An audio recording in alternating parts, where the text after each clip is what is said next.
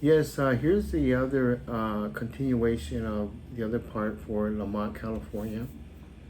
I left off at it was a time of the riots, I guess.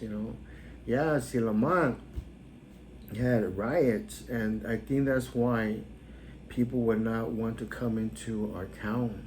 It was Lamont, California, and they would have these riots.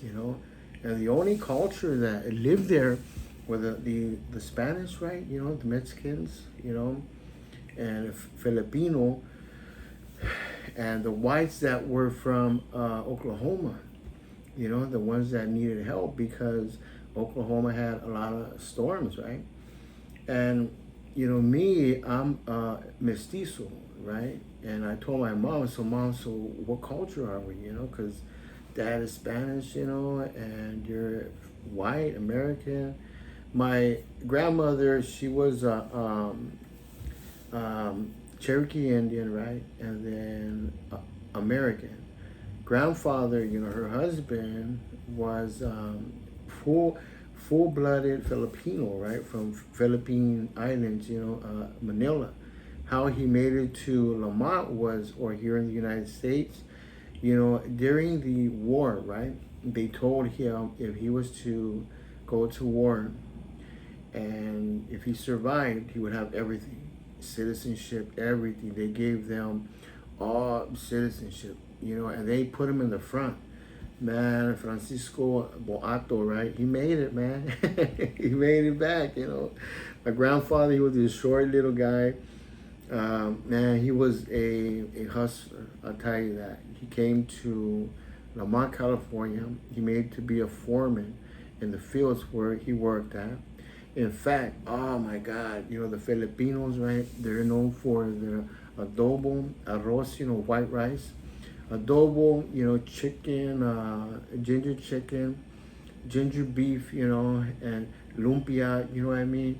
At the sunset camps, in my other video, I mentioned that they lived there in the camps, excuse me.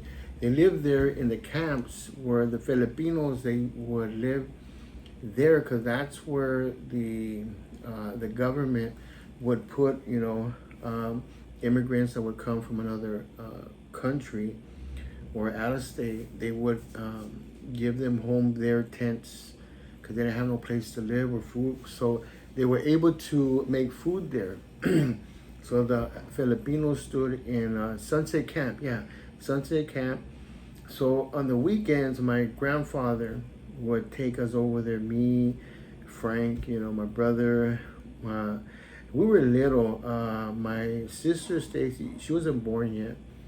And then after that, me and Frank would go, to the sunset camps, and they would have these pots, Wow, I could open my arms like this, and that's how big the pots were of white rice, adobo, and then all kinds of foods, that the recipes there.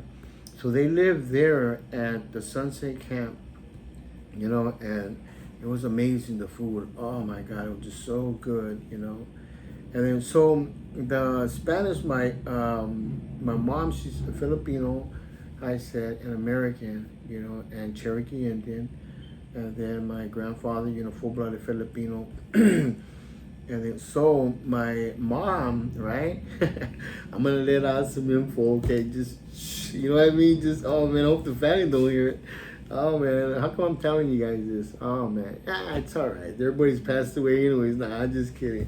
No, hey, but my mom, right? What she did, you know what, with my dad. I go, Mom, how come you married Dad for? Oh man, it's just something always happened, and I don't mean to talk bad about my dad. I love him and everything. Mom was, because he was handsome, tall, dark, and handsome. My dad was tall, and here's what happened. Mom said, well, it just happened.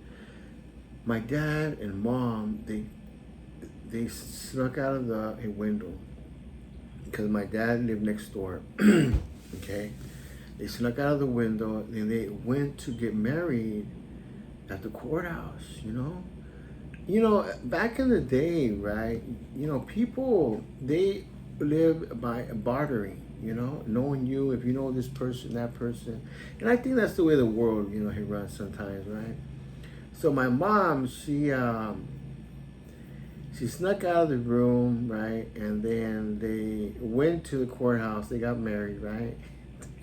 And they came back and they snuck into their, you know, their houses, and the only one that knew about it was my Aunt Cruz. You know, she was a sister because they needed a witness. Cruz went, you know, with my dad.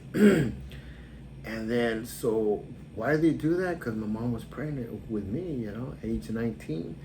And my mom thought my dad was 18, right? He was only 16 years old, 15, 16. On the birth certificate, it said, you know, his age, you know, 18 years old. And just, you know how it is back in the day. Just, I don't know, man, what happened. It just happened like that. Anyways, that's how they got married, you know. And then, so could you imagine after she started showing? So what happened, right? She moved out and, you know, got a place out fight. Oh man, my mom said grandma was, oh man, just so upset and everything, you know. And anyway, so that's how they got together, my mom and my dad, you know. And here's the thing, check this out, my dad, right? His family, all of them, and I think Cruz, she was born here in the United States too. My dad, he lucked out, you know, because he had three brothers, you know, and four sisters. They were all born in Mexico, right? My dad lucked out because when they were crossing, you know, from Mexico, the border, before that, well, they crossed, and then my grandma was pregnant with my dad. So my dad was born in Texas. You know what I mean? So he lucked out. Yeah, he lucked out. He had everything. He was born in Texas. He had his citizenship, you know? And so he was the only one that lucked out. Wow, man. All of them, you know, the family, you know, didn't have their papers or anything. And I think my dad put a lot of pressure on them, you know, showing off who he was. You know, that's just the way. That's another video, you know, about my dad. You know what I mean? Oh man, this guy. Ah, dang, he would say a phrase. When the train comes along, the Mexicans are gone. You know, I go, Dad, how come that's, you know, hey, what's up on that, man? What's going on, you know? And then he would say, I'm going to shoot that woman if I find her with another man. You know, he's a funny man. Today, he's still alive. He's like he's going to turn 78, you know, in fact, in 2 weeks, you know. And so that's another video right there, you know. My dad, he's just a very funny guy, man. I ain't lying. He used to make our stomachs hurt so much, you know, even run to the restroom because the way he just comical, you know. Very funny, you know. But that's another hit video on there right there. But anyways, he had sisters, you know, Carmen, you know, and then it was Margarita, and then Cruz, and Maria, you know, and then the brothers, you know, Ramon, Rafael, and Juan, you know, but now they're almost all passed away. I think the ones that are left are Rafael and my dad, and then for the girls, only Cruz. Yeah, oh, see, I didn't mention that, right? You know, Cruz, she's the only one left. Maria died, Carmen died, and Margarita's still alive. You know, she's in her 80s. Cruz is almost 80 years old, you know, smaller than my dad on the girls, you know, side. But our family, we all look alike. I'll say that what my mom and dad were, you know, I mean, you know, they are very handsome people. Very handsome people, you know. And we all look alike almost, you know. I said, man, mom, you know what?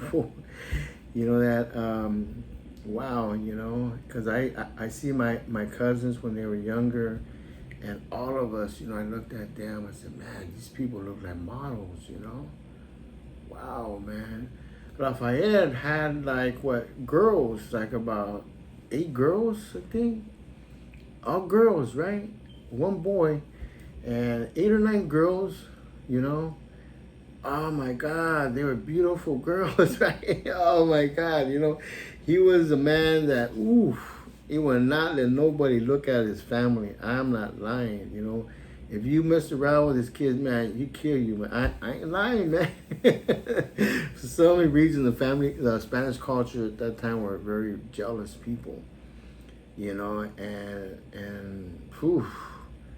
Anyways, so back in Lamont, my family there, you know what, my mom and dad lived next door to each other. That's how, they met. My dad, I'm not upset at him, right? But, he had opportunities in life. Love my dad and everything. And God, man, there is a hamburger stand in Lamont called Burger King. Dad had the chance to buy it. And the owner has a recipe for the tacos, how they make them, right? And oh my God, it was just so good. And the owner his name was Hannibal. And then Hannibal called my dad, and he went over, he took me, and so we ate there. And he goes, hey man, hey Loopy, because I'm, his junior. Hannibal goes, hey, would you like to buy the place? And my dad goes, oh, I don't know, and oh man, he gave my dad a real good price. And up to today, right, it's still there. They opened number 2 at Burger King. It's in Bakersfield. That it's on Niles and Niles. Was it Niles? Some other street. And I was in California, right? Anyways, we had a chance to buy it, and oh my God, I said, Dad, that's an opportunity, man. But so my daddy, he was in construction. He would make a lot of money. In fact, back in the day, my dad worked construction whenever they were building the freeways in Bakersfield, California. That was the beginning of the freeway building. And so he was into that. So it was just doing that. And mom, she could have handled all that, and anyways, just the decisions people make, time goes on, and, see, that's just the way it is, right? Anyways, then to the schools that we had there, right, in Lamont, California, they had Mountain View. My dad, he only had an 8th grade education, that? And they were so poor, right, that the instructor had to give my dad a suit, because they were so poor, They worked in the fields, and they were still staying in Sunset Camp over there in Wheat Patch, Wheat Patch, like I said, was like about a half a mile out, from Lamont. Not even a half a mile, probably a half a mile from Lamont, right? So they lived there. A bus would ride them, to Mount View, and so that's how poor they were, That's how poor that they were. And the other school they had was in Lamont. It was for kids, elementary school. That's where the starting off, was there. They made another one. They didn't have it. It was called Myrtle Avenue. They used to